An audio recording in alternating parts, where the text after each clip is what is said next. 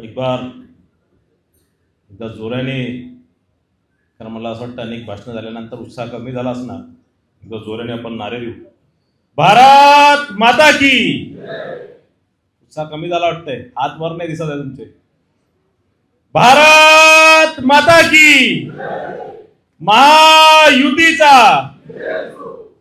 हिंदवी स्वराज्याचे संस्थापक छत्रपती शिवाजी महाराज यांना मानाचा मुजरा करतो. राज्यघटनेचे शिल्पकार परमपूज्य डॉक्टर बाबासाहेब आंबेडकर यांना अभिवादन करतो. क्रांतीज्योती सावित्रीबाई फुले, महात्मा ज्योतिबा फुले यांना वंदन करतो.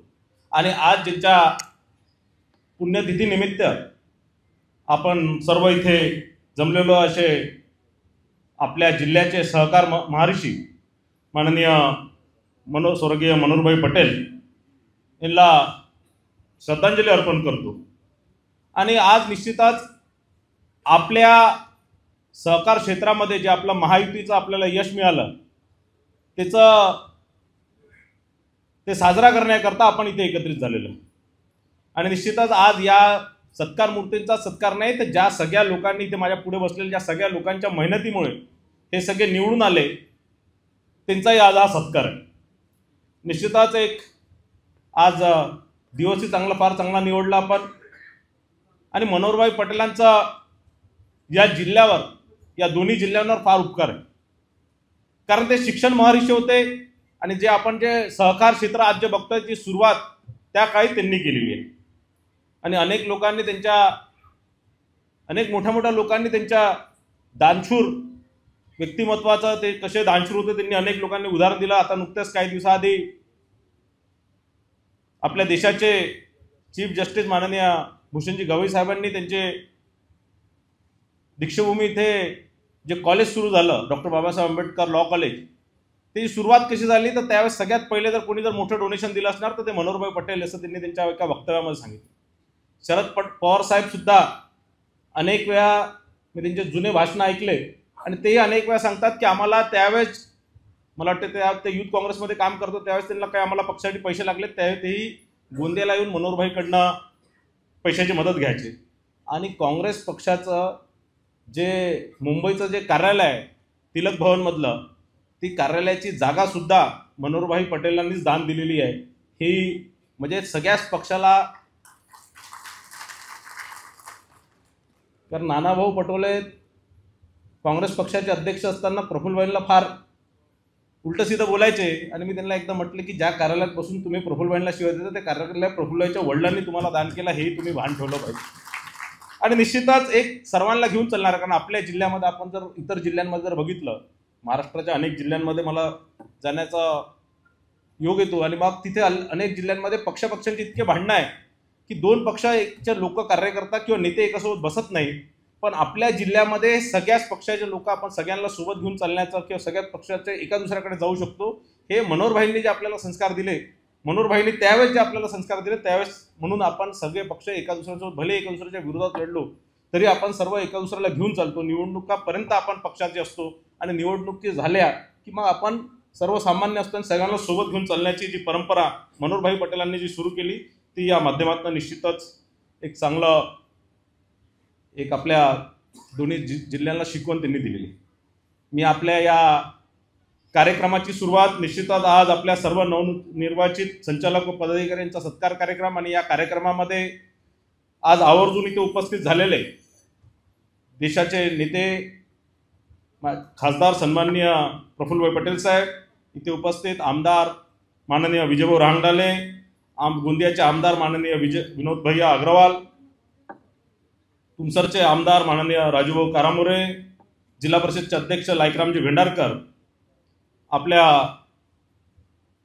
अर्जुनीचे आमदार आणि माजी पालकमंत्री माननीय राजकुमारजी बडोले साहेब, देवरीचे आमदार संजयजी पुराम, माजी आमदार आणि गोंदिया डिस्ट्रिक्ट बँकेचे अध्यक्ष माझे मित्र राजेंद्रजी जैन, माजी आमदार केशवभाऊ मानकर, माजी आमदार भैरसिंग भाऊ नागपुरे व उपाध्यक्ष गोंदिया डिस्ट्रिक्ट कोऑपरेटिव्ह बँक, माझे मामा व भंडारा डिस्ट्रिक्ट बँकेचे अध्यक्ष सुनीलभाऊ फुंडे, माजी मंत्री नानाभाऊ पंजबुदे, विदर्भ शिवसेनेचे पूर्व विदर्भातील संघटक माननीय किरणभाऊ पांडव, आपल्या दोन्ही भारतीय जनता पार्टीचे भंडारा गोंदिया जिल्ह्याचे संघटन मंत्री बाळाभाऊ अंजनकर, सीताताई रांगडाले, प्रेमजी रांगडाले, मुकेशजी शिवतरे, आशुभाऊ गोंडाने, कैलासजी नशिने, सर्वांचं नाव घेत नाही, आदरणीय मंच आणि माझ्या पुढे उपस्थित सर्व बंधू भगिनी व मित्रांनो, खरं म्हटलं तर आपली महायुती झाली आणि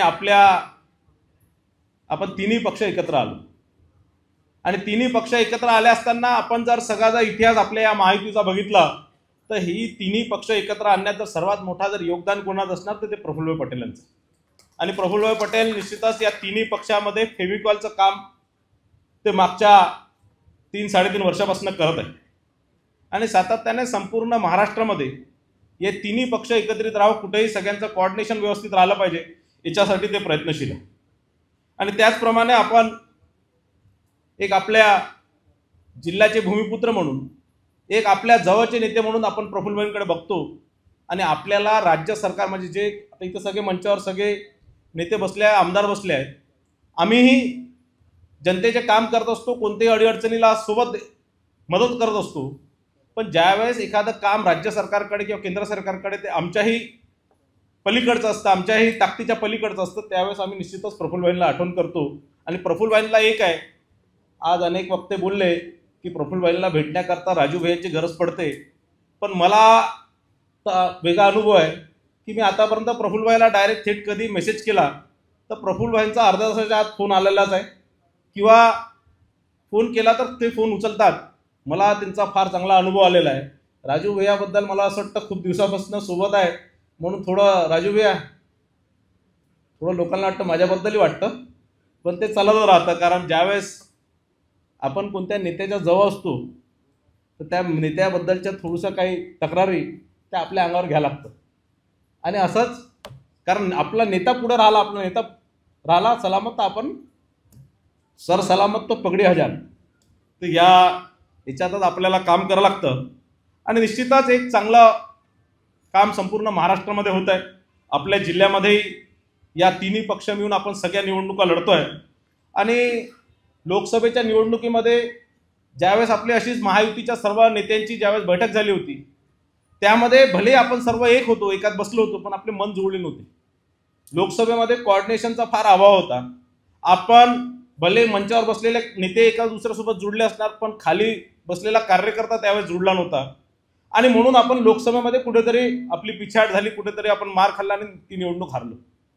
पण नंतरच्या 6 महिन्यात आमच्या सर्वांच्या प्रयत्नामुळे, विशेष करून प्रफुल्लभाईंच्या असणार, विनोद भाई असणार, विजय भाऊ असणार किंवा बडोले साहेब असणार, या सगळ्यांच्या प्रयत्नामुळे आपण सगळे कार्यकर्त्यांच्याही मना जुळले आणि विधानसभेमध्ये आपण एक दिलेले काम केलं आणि म्हणून आपण 7ही विधानसभामध्ये एकदम चांगला 7ही विधानसभा जिंकलो मिळणार. कारण अविनाश ब्राह्मणकर भले 108 मतांनी हारले असणार पण ती निवडणूक आपण ती कारण आपण ईव्हीएमवर जिंकलो, बॅलेटवर हरलो, पण ती निवडणूक आपण जिंकल्यासारखी आहे. कारण जे स्वतः डिंग मारत होता, मी 50,000 निवडून देतो, ते 108नी निवडून आले, तर ते हरल्यासारखेच आहे.